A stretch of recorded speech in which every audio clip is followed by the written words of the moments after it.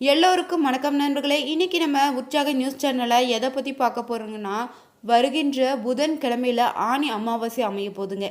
இந்த அமாவாசை தினத்தில் நீங்கள் கட்டாயமாக எந்த செயல்களை செய்யணும், எது செய்யக்கூடாதுன்னு தெரியணுமாங்க. பல வருடங்களாக நீங்கள் துன்பத்தில் தொடர்ந்து கொண்டிருக்கக்கூடிய உங்கள் பித்ரு சாபம் நீங்கள் இந்த ஆணி அமாவாசையில் எப்படி வழிபடணும்னு தெரிஞ்சுக்கணுமா? இந்த வீடியோவை ஸ்கிப் பண்ணாமல் பாருங்கள். இந்த வீடியோ உங்களுக்கு பயனுள்ள தகவல்கள் நிறைந்ததாக இருக்கும். அதனால் கடைசி வரைக்குமே பாருங்கள் நண்பர்களே. வாங்க வீடியோக்குள்ளே போகலாம். நம்முடைய சாஸ்திரத்தின்படி நீங்கள் பார்த்தீங்கன்னா சில விசேஷ தினங்களில் சில காரியங்களை செய்யக்கூடாதுன்னு நம்ம வீட்டில் இருக்கவங்க சொல்லி நீங்கள் கேள்விப்பட்டிருப்பீங்களே. அந்த வரிசையில் தாங்க மாதந்தோறும் வரக்கூடிய அமாவாசை திதியில் குறிப்பாக நம்முடைய வீட்டில் எந்தெந்த விஷயங்களை செய்யக்கூடாது, எந்தெந்த விஷயங்களை கட்டாயம் செய்யணும்னு தெரியுமாங்க.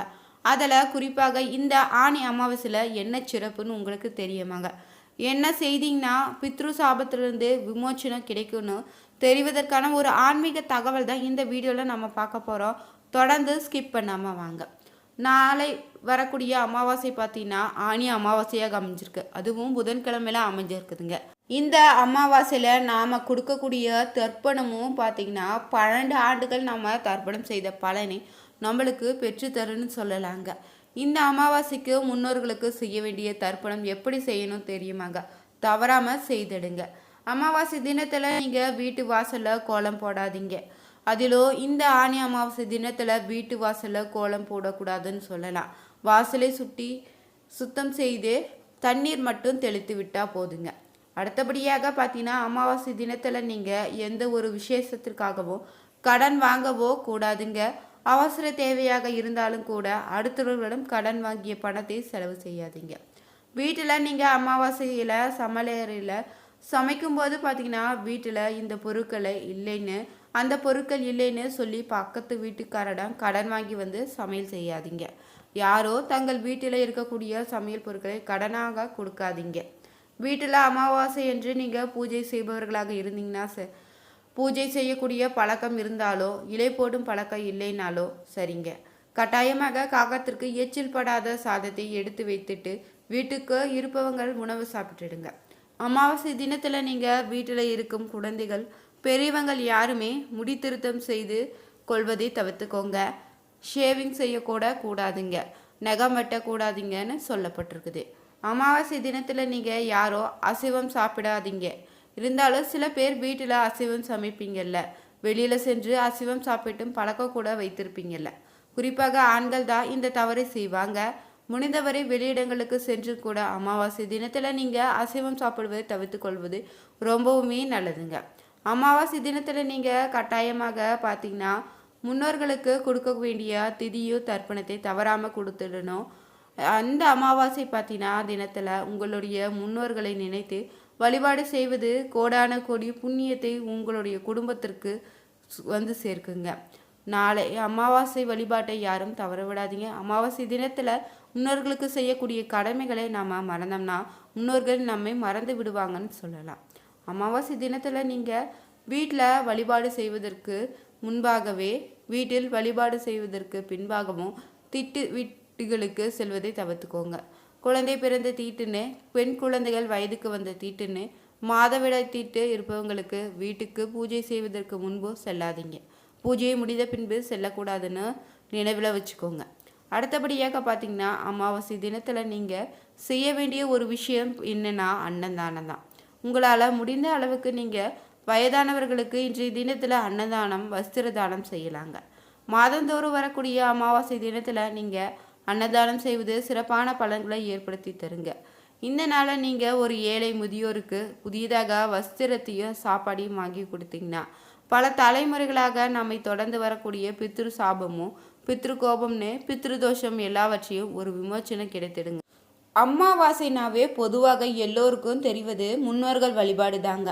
ஆனால் அமாவாசை பார்த்தீங்கன்னா முன்னோர் வழிபாடுடன் குலதெய்வ வழிபாடோ சிறப்பான பலன்களை ஏற்படுத்தி தருமாங்க. அமாவாசை தினத்தில் நீங்கள் வீட்டில் குலதெய்வத்தை வழிபடுவதால் என்னென்ன நன்மைகள் ஏற்படும் என்பதை இந்த பதிவில் தொடர்ந்து நாம் பார்க்குறோங்க. ஒவ்வொரு அமாவாசை நாளிலும் இந்த பிரபஞ்சம் பார்த்திங்கன்னா முழுவதும் விசேஷமான சக்திகள் நிறைந்து காணப்படக்கூடிய நாளாக அமையுமா. இந்த நாளில் நீங்கள் பௌர்ணமியிலும் பிரபஞ்ச சக்தி அதிகரித்து காணப்படுங்க. அமாவாசையில் செய்யக்கூடிய வழிபாட்டு முறைகள் பார்த்திங்கன்னா விசேஷமான பலன்களை கொடுக்குங்க. வளர்பிறை தேய்பிறை என்று ஒவ்வொரு மாதமும் மாறி மாறி வரக்கூடிய சுழற்சி முறையில் அமாவாசையில் நீங்கள் குலதெய்வ வழிபாடு பித்ரு வழிபாடு போன்றவற்றை செய்யப்படுவது ஒரு வழக்கமாக வச்சுருக்கீங்கள. அமாவாசையில் கட்டாயம் பித்ரு தர்ப்பணம் கொடுப்பது உங்களுக்கு மட்டும் இல்லைங்க, உங்களுடைய சந்ததியினருக்கு ஒரு நல்ல பலன்களை வாரி வழங்கி தருங்க. பித்ரு தர்ப்பணம் செய்ய மறந்தீங்கன்னா பித்ரு சாபத்திற்கு நீங்கள் ஆளாக நேரிடுங்க.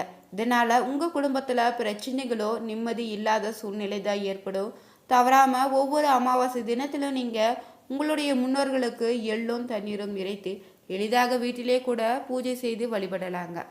பித்ருன்னு பார்த்திங்கன்னா நம்முடைய முன்னோர்கள் தாங்க. அமாவாசை தினத்தில் நம்முடைய வீட்டு வாசலில் நிற்பதாக சொல்வாங்க. இதனால் அவர்களுக்கு பிடித்த உணவுகளை நீங்கள் சமைத்து படையலிட்டு பின்னர் நீங்கள் காகத்திற்கு முதல் உணவை வைத்திடுங்க. இது சிறப்பான பலன்களை ஏற்படுத்தி தருங்க. ஆசையை முழுமையாக நமக்கு கிடைக்க செய்யுங்க. அமாவாசையில் நீங்கள் உணவேதும் உண்ணாமல் தினமும் மந்திரங்களை உச்சரித்து விரதமிருந்து வழிபட்டு வந்தீங்கன்னா சகல சௌபாகியங்களும் உங்களுக்கு உண்டாகுங்க. விரதம் இருக்க சிறந்த நாளாக சொல்லப்படுவதால் அமாவாசை நாளில் நீங்கள் பிரம்ம முகூர்த்தத்திலே எழுந்து விசேஷ சக்திகளை கொடுக்கக்கூடிய நேரமாக அமைஞ்சுக்குது. உங்களிடம் இருக்கக்கூடிய கெட்ட சக்திகளை விலக்கி ஓட செய்திடுங்க. வீட்டை சுத்தம் செய்து அன்றைய நாளில் நீங்கள் தண்ணீருடன் பார்த்தீங்கன்னா சிறிது கல் உப்பு சேர்த்து துடைத்திடுங்க. வீட்டு முழுவதும் காலை மாலைன்னு இரு வேளையும் பூஜை அறையில் விளக்கேற்றி வழிபடுங்க. குறிப்பாக நீங்கள் அமாவாசை நாளில் விரதம் இருப்பவங்களாக இருந்தீங்கன்னா விரதம் இல்லாதவங்களாக இருந்தாலும் யாராக நீங்கள் இருந்தாலும் கூட அசைவ உணவை தவிர்த்திடுங்க. அமாவாசை நாளில் நீங்கள் அசைவ உணவு உண்ணும்போது உடம்பில் ஒருவித அசௌகரியம் உண்டாகுங்க. இது அறிவியல் ரீதியாக உண்மை என்பதால் அமாவாசை தினத்தில் நீங்கள் அசைவ உணவு உண்ணாமல் இருப்பது ரொம்பவுமே நல்லது. மேலும் நீங்கள் பார்த்தீங்கன்னா பூண்டு வெங்காயம் போன்ற பொருட்களை சேர்த்த சைவ உணவை சேர்த்து கொள்வதை தவிர்த்துக்கோங்க. உங்களுடைய வீட்டில் பார்த்தீங்கன்னா நேர்மறை ஆற்றலை அதிகரிக்க அமாவாசை நாளில் மந்திர ஸ்லோகங்களை உச்சரிப்பதுன்னே ஒழிக்க விடுவது போன்ற செயல்கள் செய்திடுங்க. உங்களுக்கு தெரிந்த சிறு சிறு மந்திரங்கள் கூட அமாவாசை நாளில் உச்சரித்து பாருங்கள். நல்ல எண்ணங்கள் எல்லாம் நல்ல பலனை கொடுக்குங்க. பொன் பொருள் சேரவும் சகல சம்பதமும் கிடைக்குங்க. குலதெய்வ அருள் பெறவும் குலதெய்வ வழிபாடு செய்வது ரொம்பவே நல்லது. உன் பண்பாலையை எடுத்துக்கோங்க. இல்லைனா செப்பு பித்தளை கலசத்தில் தண்ணீர் வைத்து பூஜை அறையில் வச்சுடுங்க. அதில் குலதெய்வத்தை நினைந்து அவகாரம் செய்து வச்சுக்கோங்க.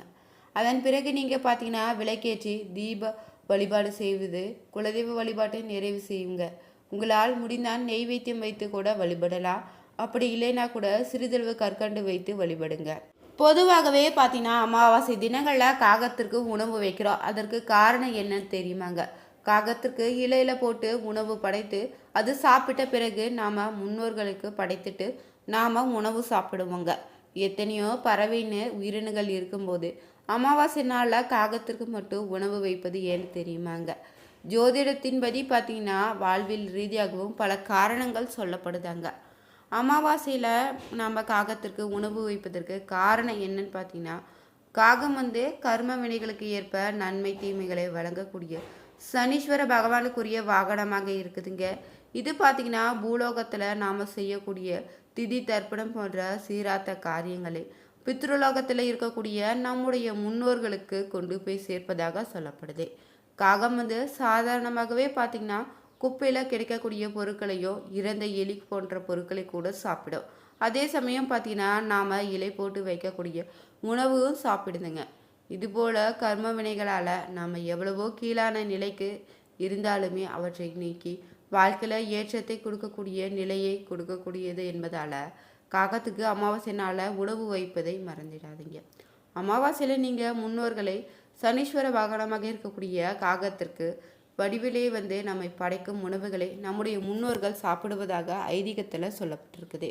அமாவாசை தினத்தில் நாம் செய்யக்கூடிய சமையல் பொருட்களில் பார்த்திங்கன்னா கண்டிப்பாக வாழைக்காய் இருக்கணுமா. குறிப்பாக நீங்கள் முன்னோர்களுக்கு விருப்பமான உணவுகளை அன்று செய்து படையலிட்டு வழிபடுவது சிறப்பான பலனை ஏற்படுத்தி தருங்க. அப்படி நீங்கள் முன்னோர்களுக்கு விருப்பமான உணவையும் வாழைக்காயும் ஏழ் நெய் கலந்த சாதத்தை காகத்திற்கு வைப்பதால் முன்னோர்களுடைய ஆசி நமக்கு கிடைக்குங்க. அதுவும் பார்த்தீங்கன்னா சூரியனை சாட்சியாக வைத்து உச்சி பொழுதிலே காகத்திற்கு உணவளிக்க வேணுங்க. இப்படி நீங்கள் அளிப்பதால் வாழ்க்கையில் படிப்படியான முன்னேற்றத்தை அடைவீங்க. இந்த வீடியோ பிடிச்சிருந்தா லைக் பண்ணுங்கள், ஷேர் பண்ணுங்கள், கமெண்ட் பண்ணுங்கள். மறக்காமல் நம்ம சேனலை சப்ஸ்கிரைப் பண்ணிக்கோங்க. தேங்க்யூ.